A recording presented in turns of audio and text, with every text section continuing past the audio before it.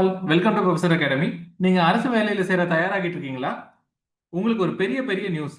Staff selection commission மத்திய அரசோட group B group C பிரிவுக்கான 14,582 காலி பணியிடங்களை ஃபில் பண்ண கம்பைன்ட் கிராஜுவேட் லெவல் எக்ஸாமோட நோட்டிஃபிகேஷன் ரிலீஸ் பண்ணியிருக்காங்க.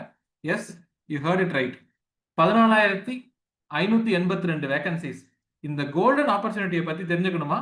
வீடியோவை தொடர்ந்து பாருங்க. Staff selection commission SSC combined graduate level எக்ஸாமோட நோட்டிஃபிகேஷனை ஜூன் 9th ரிலீஸ் பண்ணியிருக்காங்க. ஸோ இதோட அப்ளிகேஷன் ஃபார்ம் சப்மிஷன் வந்து ஜூன் 9th இருந்து ஜூலை 4th வரைக்கும் ஓப்பனில் இருக்கும். So last date for online application receive பண்ணுறதுக்கு ஜூலை 4th நைட் 11 o'clock தான் லாஸ்ட் டைம்.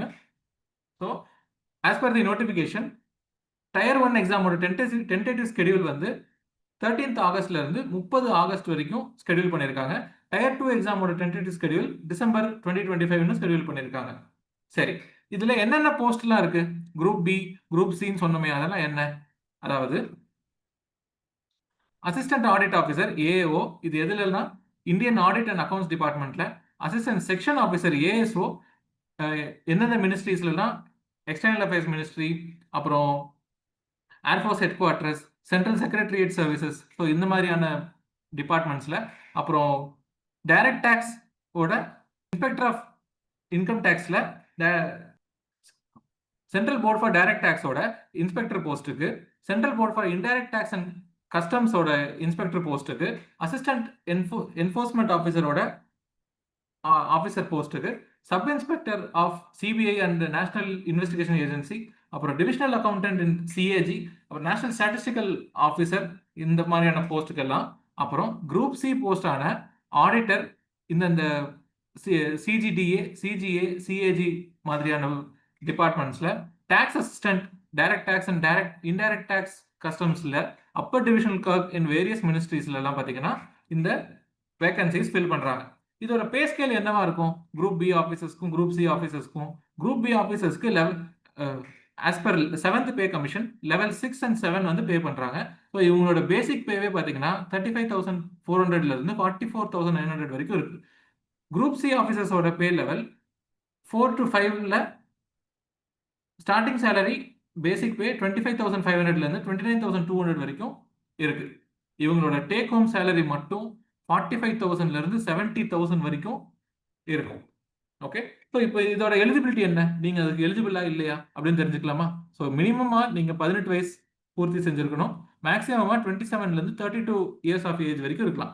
ஒவ்வொரு போஸ்டிங்க்கும் ஒவ்வொரு வேகன்சிஸ்க்கும் வெவ்வேறு ஏஜ் லிமிட் வந்து கொடுத்துருக்காங்க. ஃபார் எக்ஸாம்பிள், டாக்ஸ் அசிஸ்டன்ட்டுக்கு 18 27, ஏஏஓ ஏஎஸ்ஓ மாதிரியான வேகன்சிஸ்க்கு 30 இயர்ஸ் வரைக்கும், சிபிஐ சப் இன்ஸ்பெக்டருக்கு 20 to 30 இயர்ஸ் வரைக்கும். இதுக்கான ஏஜ் ரிலாக்ஸேஷன் எஸ்சி எஸ்டி மாணவர்களுக்கு 5 வருஷமும், ஓபிசி மாணவர்களுக்கு 3 இயர்ஸும், பிடபிள்யூடி கேண்டிடேட்ஸ்க்கு 10 இயர்ஸ் வரைக்கும் கொடுக்குறாங்க. இப்போ நம்ம எஜுகேஷனல் எலிஜிபிலிட்டி பார்த்தோம்னா, ஜூனியர் ஸ்டாட்டிஸ்டிக்கல் ஆஃபீஸர் எக்ஸாம் அந்த போஸ்ட்டுக்கு மட்டும் நீங்கள் வந்து 12th கம்பல்சரி மேக்ஸ் 60% வாங்கியிருக்கணும், ஆர் பேச்சுலர் டிகிரி ஸ்டாட்டிஸ்டிக்ஸில் படிச்சிருக்கணும். ஸ்டாட்டிஸ்டிக்கல் இன்வெஸ்டிகேட்டர் கிரேட் 2க்கான எஜுகேஷனல் குவாலிஃபிகேஷன் என்னன்னா, நீங்கள் பேச்சுலர் டிகிரி எனி சப்ஜெக்ட் படிச்சிருக்கலாம், ஆனால் அதில் வந்து ஸ்டாட்டிஸ்டிக்ஸ் வந்து ஒன் ஆஃப் தி சப்ஜெக்ட்ஸாக இருக்கணும் from a recognised university or institute. மற்ற போஸ்ட்டுக்கெல்லாம், for all other post, bachelor degree from any university is allowed. Okay, அதே மாதிரி ஃபைனல் இயர் படிக்கக்கூடிய மாணவர்களுக்குமே இந்த எக்ஸாம் அப்ளை பண்ணுறதுக்கான வாய்ப்பை கொடுக்குறாங்க. ஓகே, இந்த எக்ஸாம் என்னென்ன ஸ்டேஜஸ் நடக்கும்? இதோட செலெக்ஷன் ப்ரொசீஜர் என்ன அப்படின்னு பார்த்தீங்கன்னா, எஸ்எஸ்சி சிஜிஎல் 2 டயர் ஆஃப் எக்ஸாமை கண்டக்ட் பண்ணுறாங்க. Tier 1, tier 2.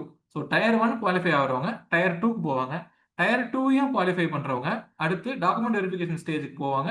டாக்குமெண்ட் வெரிஃபிகேஷன் எல்லாமே கிளியர் ஆனதுக்கப்புறம் அவங்க வந்து போஸ்டிங் அனுப்பிடுவாங்க. சரி, டயர் 1னா என்ன, டயர் 2னா என்ன? ஸோ டயர் 1 ஆஃப் எக்ஸாமில் மொத்தம் 4 சப்ஜெக்ட்ஸ் இருக்கும். ஒன்று general intelligence and reasoning, general awareness, quantitative aptitude, English comprehension. So 25 number of கொஸ்டின்ஸும், மேக்ஸிமம் மார்க்ஸாக ஒரு கொஸ்டினுக்கு 2 மார்க்கும். ஸோ ஓவராலாக 200 மார்க்கும். இது அட்டன் பண்ணுறதுக்கு நமக்கு 1 hour டைமும் கொடுப்பாங்க. இதுவே டயர் 2 பார்த்தீங்கன்னா, இதில் பேப்பர் 1 பேப்பர் 2ன்னு ரெண்டா பிரிக்கலாம். பேப்பர் 2 ஒன்லி ஃபார் ஸ்டாட்டிஸ்டிக்ஸ் படிச்சவங்களுக்கு மட்டும். பேப்பர் 1லயே நமக்கு 2 செக்ஷனா பிரிக்கிறாங்க. 2 செஷனா இருக்கும். ஃபர்ஸ்ட் செஷன்ல செக்ஷன் 1 செக்ஷன் 2ன்னு ரெண்டா பிரியும். ஸோ செக்ஷன் 1ல நம்ம மேத்தமெட்டிக்கல் எபிலிட்டிஸும் ரீசனிங் அண்ட் ஜெனரல் இன்டெலிஜென்ஸும் படிப்போம். ஸோ எக்ஸாமும் கேட்பாங்க. இதுல 30 கொஸ்டின், ஸோ டோட்டல் 60 கொஸ்டின், ஒரு கொஸ்டினுக்கு 3 மார்க்னு போட்டு 180 மார்க் இந்த பகுதிக்கு மட்டும் கொடுக்குறாங்க. அப்புறம் செக்ஷன் 2ல இங்கிலீஷ் லாங்குவேஜும் ஜெனரல் அவேர்னஸும் கேள்விகளா இருக்கும். அதுல 45 கொஸ்டின் இங்கிலீஷ் லாங்குவேஜ்ல இருந்தும் ஜெனரல் அவேர்னஸ் 25ம் டோட்டலா 70 கொஸ்டின்ஸ் 3 மார்க் கொடுத்து 210 மார்க் இந்த செக்ஷன் 1 அண்ட் 2ல இருந்து மட்டும் நமக்கு கிடைக்கும். அப்புறம் செக்ஷன் 3ல கம்ப்யூட்டர் நாலேஜ் டெஸ்ட்னு சொல்லிட்டு ஒரு 20 question, each carries 3 marks, so டோட்டலா 60 மார்க். இதுக்கு 15 மார்க்ஸ் ஃபார் ஈச் செஷன். அடுத்து செக்ஷன் 4ல நமக்கு டேட்டா என்ட்ரி ஸ்பீட் டெஸ்ட்னு சொல்லிட்டு டைப் ரைட்டிங் டெஸ்ட் ஒன்று வைப்பாங்க. ஸோ ஒரு பேராகிராஃபை எவ்வளோ பிழை இல்லாமல் நம்ம டைப் பண்ணுறோன்றதை செக் பண்ணுறதுக்காக இந்த டேட்டா என்ட்ரி ஸ்பீட் டெஸ்ட்னு சொல்லுவாங்க. DEST அப்படின்னு சொல்லுவாங்க. ஸோ நம்ம எவ்வளோ மிஸ்டேக்ஸ் பண்ணியிருக்கோன்றதை பொறுத்து நம்பர் ஆஃப் மிஸ்டேக்ஸ் ஜாஸ்தி இருந்துச்சுன்னா நம்ம we are not selectedன்ற மாதிரி அதுக்கு ஒரு எலிஜிபிலிட்டி வச்சு நம்மளை சூஸ் பண்ணுவாங்க. ஓகே, ஸோ அப்புறம் முன்னாடியே சொன்ன மாதிரி பேப்பர் 2 ஸ்டாட்டிஸ்டிக்ஸ் பேஸ்டா மொத்தம் 100 கேள்விகள், ஒரு கேள்விக்கும் 2 மார்க், ஸோ 200 மார்க் பேப்பர் 2க்கு அலோகேட் பண்றாங்க. ஸோ பேப்பர் 2க்கு மட்டும் 2 ஹவர்ஸ் ஒதுக்குறாங்க. ரைட். ஸோ பேப்பர் 1 நம்ம டயர் 1ஓட சிலபஸ் என்னன்னு பார்த்தீங்கன்னா general intelligence and reasoning. So இதில் என்னென்னலாம் கேட்பாங்க?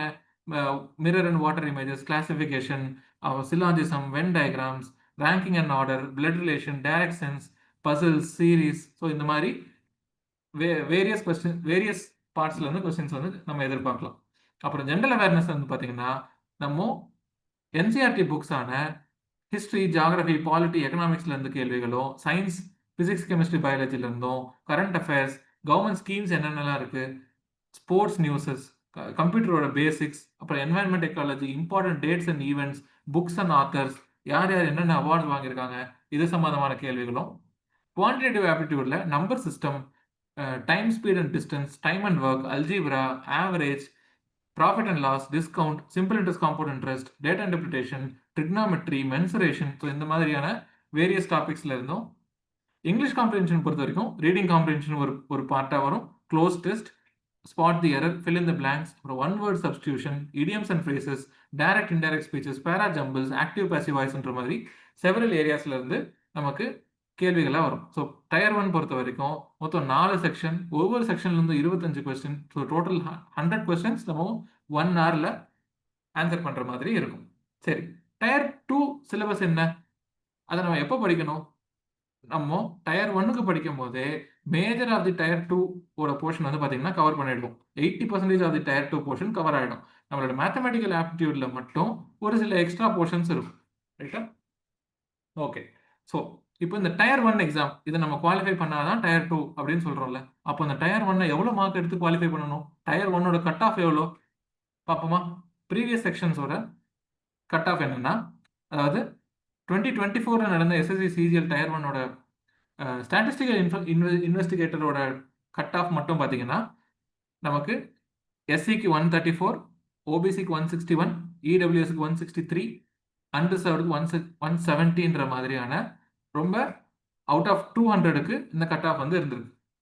அதுவே ஜூனியர் ஸ்டாட்டிஸ்டிக்கல் ஆஃபீஸர் போஸ்ட்டுக்கு SCக்கு 143, STக்கு 135, OBCக்கு 160, EWSக்கு 161, அன்ரிசர்வ்டுக்கு 167ன்ற மாதிரியும், ஃபார் ஆல் அதர் போஸ்ட் SCக்கு 126, STக்கு 111, OBCக்கு 146, EWSக்கு 142, அன்ரிசர்வ்டுக்கு 153ன்ற மாதிரியும் கட் ஆஃப் பார்த்தீங்கன்னா வேரி ஆகிருக்கு. ஸோ இது எல்லாமே அவுட் ஆஃப் 200. ஸோ நம்ம டயர் 1 பாஸ் பண்ணணும்னா கண்டிப்பாக நம்ம இந்த மினிமம் 130 மார்க்ஸ் ஆவது எடுத்திருக்கணும் for SC ST candidates. So OBC candidates minimum 150 ஆவது எடுத்திருக்கணும். EWS கேண்டிடேட்ஸும் மினிமம் 150 ஆவது எடுத்திருக்கணும். அன்ரிசர்வ்டு கேண்டிடேட்ஸ் மினிமம் 160 ஆவது எடுத்திருக்கணும். It is a safe score. Okay, சரி, இவ்வளோ பார்த்தோம். இந்த எக்ஸாமுக்கு எப்படி அப்ளை பண்ணலாம்?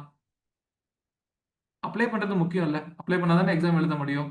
சரி, இதை எப்படி அப்ளை பண்ணணும்னு தெரிஞ்சுக்கணும்னா நீங்கள் கமெண்ட் செக்ஷனில் ஜாப்னு டைப் பண்ணுங்கள். இது எப்படி அப்ளை பண்ணணுன்றது ஸ்டெப் பை ஸ்டெப் வீடியோ டீட்டெயில்டாக நம்ம ப்ரொஃபஸர் அகாடமி யூடியூப் சேனலில் கூடிய விரைவில் லான்ச் பண்ணுவோம். ஓகே.